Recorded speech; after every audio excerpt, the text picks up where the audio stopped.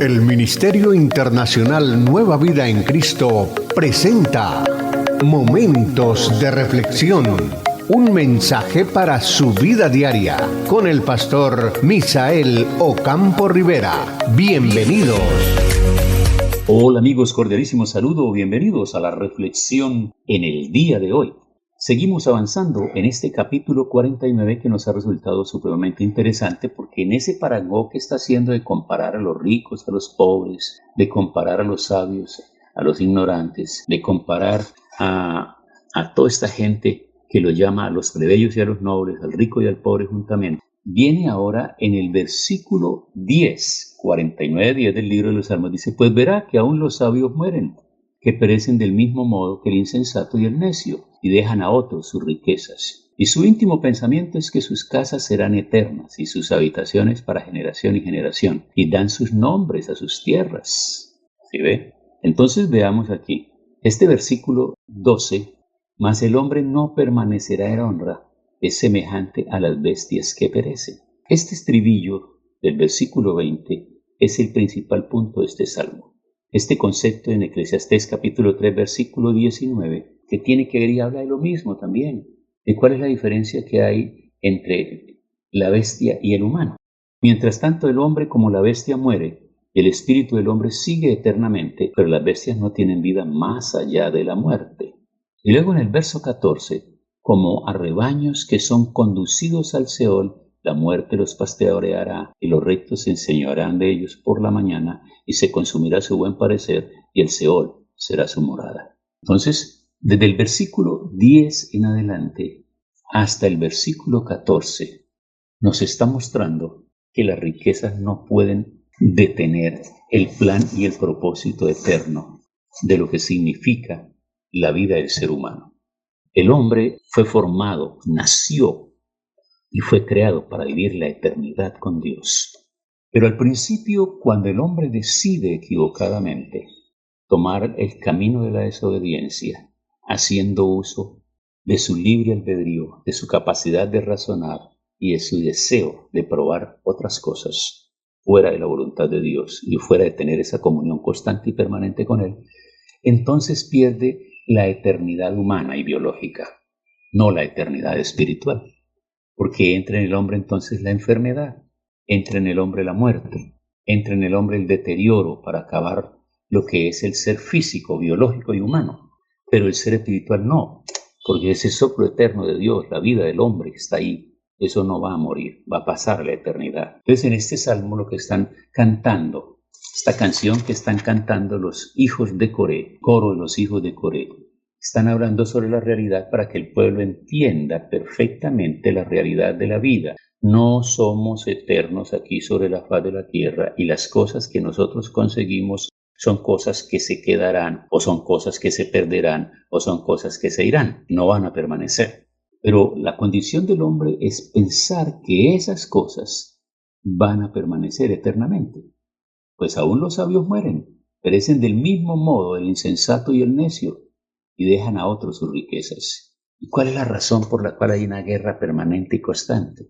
El que tiene no se sacia y el que no tiene le tiene envidia al que tiene. Y ahí mantiene esa guerra constante. ¿Por qué los secuestros? ¿Por qué los robos? ¿Por qué las extorsiones? ¿Por qué los maltratos? ¿Por qué las situaciones de peleas en las familias? ¿Por qué los hermanos se pelean a la muerte de sus padres para ver el tema de la herencia?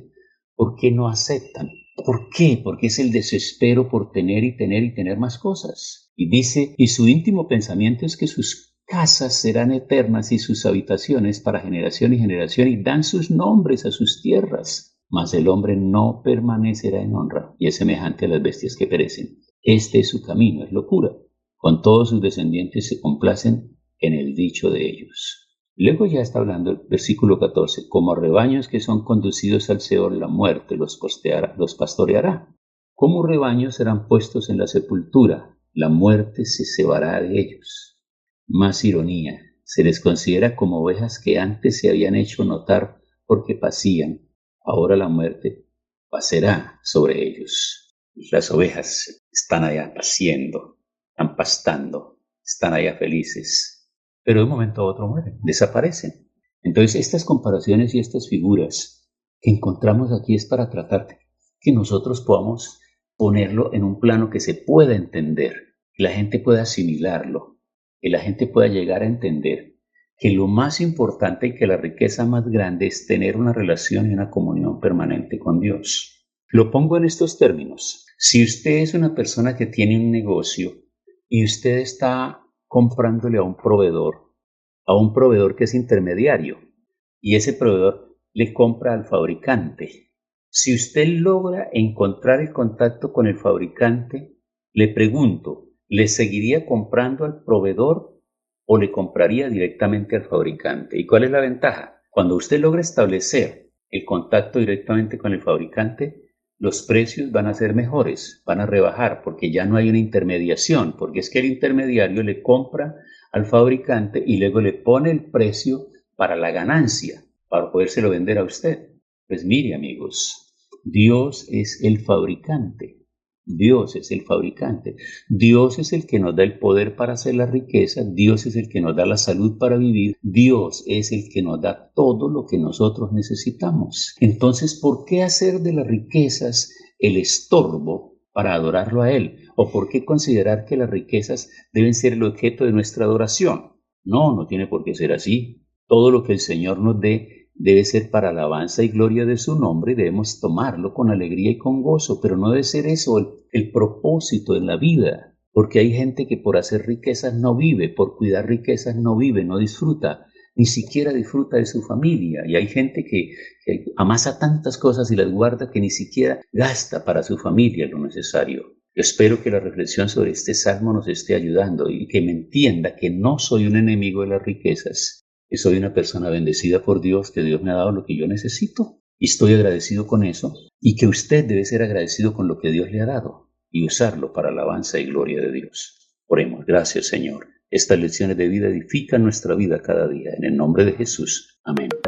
Hemos disfrutado de un gran momento de reflexión con el pastor Misael Ocampo Rivera. Un mensaje lleno de amor, esperanza y felicidad para tu vida. Los invitamos a compartir este mensaje con sus amistades y en sus redes sociales.